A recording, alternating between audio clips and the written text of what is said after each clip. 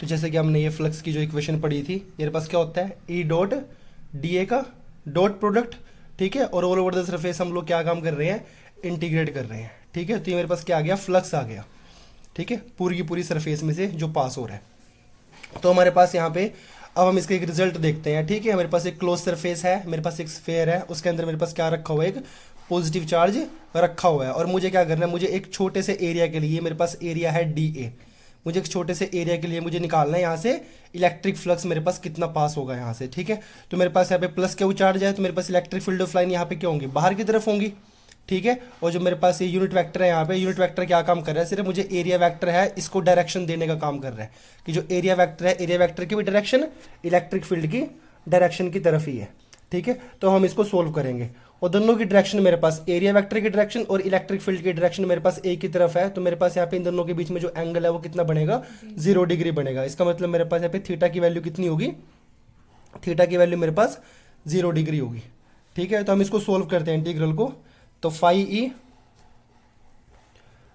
तो E D A और dot को हटा के मुझे यहाँ पे क्या लगाना पड़ेगा, कोस थीटा लगाना पड़ेगा।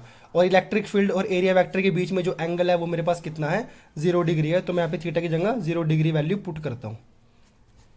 तो यहाँ पे 0 डिग्री वैल्यू पुट करेंगे तो कोस 0 डिग्री, कोस 0 डिग्री हमारे पास कितना होता है, 1 होता है हमारे पास, ठीक है। तो इलेक्ट्रिक फील्ड को हम यहाँ पे क्या ले गए, इलेक्ट्रिक फील्ड हमारे पास बाहर आ जाएगा यहाँ से। तो मुझे यहाँ पे जो इंटीग्रेशन है वो किसकी करनी पड़ेगी, डीए की इंटीग्रेशन करनी पड़ेगी। अब मेरे पास ये पूरा एक स्फेयर है, अभी मैंने स्फेयर का एक छोटा सा पार्ट लिया था डीए। अगर मैं पूरी की पूरी स्फेयर की इंटीग्रेशन करूंगा तो मुझे स्फेयर का क्या लेना पड़ेगा, सरफेस एरिया लेना पड़ेगा। तो स्फेयर का सरफेस एरिया मेरे पास कितना होता है, 4 पाई आर, कितना होता है 4 पाई आर स्क्वायर। तो ये मेरे पास सरफेस एरिया होता है स्फेयर का, ठीक है। और इलेक्ट्रिक फील्ड हम लोग पहले पढ़ चुके हैं, इलेक्ट्रिक फील्ड मेरे पास कितना होता है 1/4 पाई एप्सिलॉन नॉट और Q by R square into में मेरे पास जो स्फेयर का सरफेस एरिया है वो मेरे पास कितना है 4 पाई आर स्क्वायर है। तो वैल्यू कट करेंगे, 4 पाई से 4 पाई कैंसिल, आर स्क्वायर से आर स्क्वायर कैंसिल।